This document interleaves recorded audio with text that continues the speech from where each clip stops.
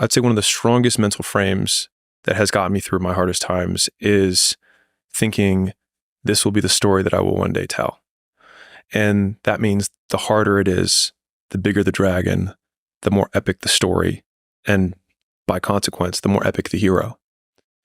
And if you think about the difference between winners and losers, winners define themselves by what they made happen, and losers define themselves by what happened to them.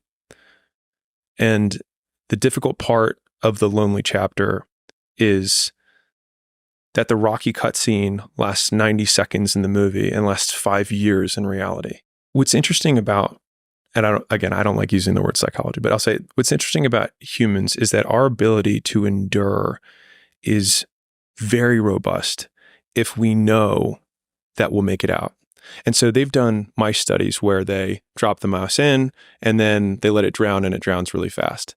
And then they drop a mouse in, and then before it gets to the point where it drowns, they pick it up and then they put it back in. And the second time they put it in, it can last like 20 times longer. I think for the stats is something around will drown in less than an hour. If it's taken out, dried off, and allowed to relax, it'll swim for a day. An absurd amount different. And so if I were to say, hey, I need you to hold your breath, but I don't tell you how long, 20 seconds in, you might be thinking, this is stupid. Is he going to stop? Is he going to wait for me to pass out? And all these stupid thoughts go into your mind. But if I say, I need you to hold your breath for 3 minutes, your lungs might burn, but you can see that there's this end that's coming. The difficulty with personal development and entrepreneurship is that you don't know when the end is coming, but you still need to fight like the second mouse who gets out, gets dried off, and gets put back in. And the only certainty that I can give you is that it's the same thing that every other mouse, every other person who got through that period went through. And you won't die. And if you do die, you won't care because you'll be dead. Best case, you win. Worst case, it won't matter. You know, a fun frame with that is when someone says, must be nice, you can just say, yeah, it is. Or someone says, man, you must have exceptional genetics to have the body you have, and it just happens so easily for you. And you're like, yeah, it's sweet. And the thing is that if we were to just say, like, if we lean into it, right, to some degree, by leaning into it, you also eliminate a competitor, if you want to hear my ugly side. Because if I just affirm the fact that they think it happened overnight or that it was genetic or whatever, makes it more out of reach. Right. Yeah. One of my favorite ways to help someone overcome an excuse or a limiting belief is to tell them I believe them. And so if I'm like, hey, why don't you double your prices? And then they give 4 reasons why they can't double their prices. And then I'll say, then you'll fail forever. And then they're like, well, no, because X, Y, and Z. And it's like, great. Glad we got there. That's like your thing about only one person can be in the angry boat. Yeah. One person can only be in the negative boat. Yeah. It's unbelievable how powerful that is.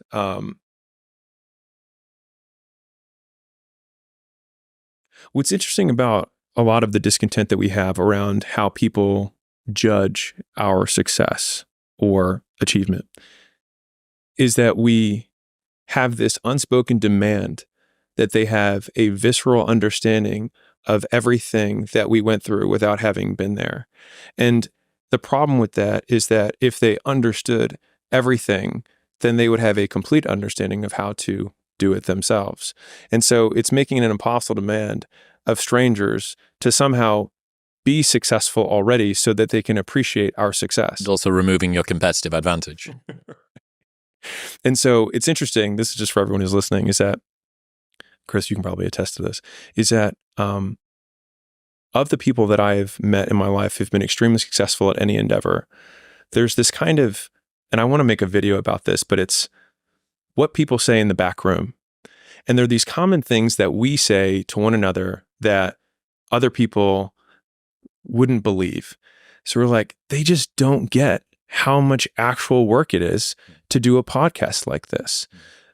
Like, you don't actually get that what 100 hours of preparation for one 1-hour event looks like. You can understand it conceptually, but when you actually set a timer and you only use that timer and you pause it when you stop working and you do 100 hours of work, all of a sudden by the end of that 100 hours, you have a very different understanding to the very granular level of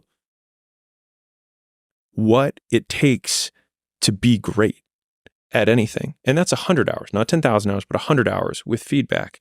And so everyone's like in the back room, they want this magic pill. They want to know the secret, but there is no secret. It's just hard work. But I think the thing that everyone who's listening lacks is the context on how hard work is, not in that it's complex, but just in that it's a continuous and unending focus on one thing and noticing the details that separate mediocrity from greatness. And if you're like, I don't know what the difference between those two things is, that is the opportunity that hard work reveals, is that it takes watching 10 hours of you presenting and then taking notes at every time that you say, or that a transition between slides is unclean, or that the audience kind of gets lost there because I can see that there's no reactions to that. I should probably add a visual there.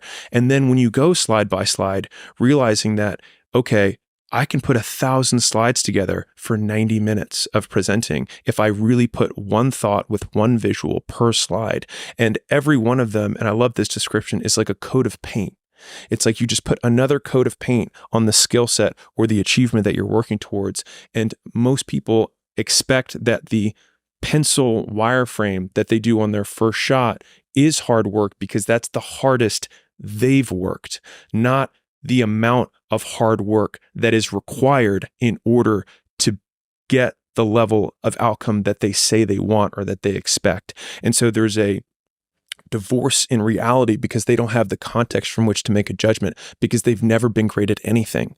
And until you get great, because as soon as you get great at one thing, you realize just the tremendous amount of hours and work that it takes to be great at one thing.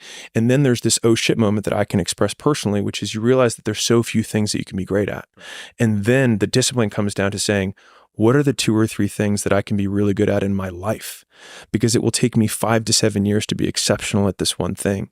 And so even making content, a lot of people see my stuff now, but I just had a friend send me a video that he interviewed me before I made any other videos. And I sent it to my team, and he was like, dude, I watched it. And he was like, and it was you.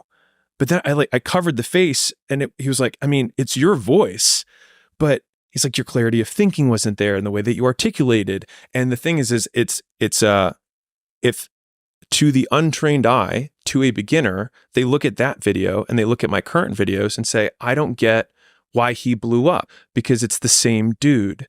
But the master or the expert level can say, I can give you 100 different things that could have been better about his old videos compared to his now videos. And it's the granularity of that feedback that allows you to see the discrepancy between your current and your desired. And I think that once you actually give yourself the reality glasses, not the woe is me glasses, but think, no, really, if I had to do this, what are all of the things that I would have to improve? Then you see how incredibly long that list is. And then you take this deep breath, and that list is the hard work. It's starting at the top and then wanting to cross the first one off after your first day, but then realizing you still haven't done it well enough to cross it off. And you're like, wait, I have to do another day and I still haven't, quote, made a dent in this list. And then you do it another day and a third day and a fifth day and a fifth week. And then all of a sudden you're like, okay, I think I've got the first one done. And then you still look at this list, but along the way of doing that first one, you realize 20 other things that you could add to that list. For every one that you cross off, you create 10 more because you start to win in the weeds. You start to look at a higher resolution. And that's the never-ending cycle of excellence.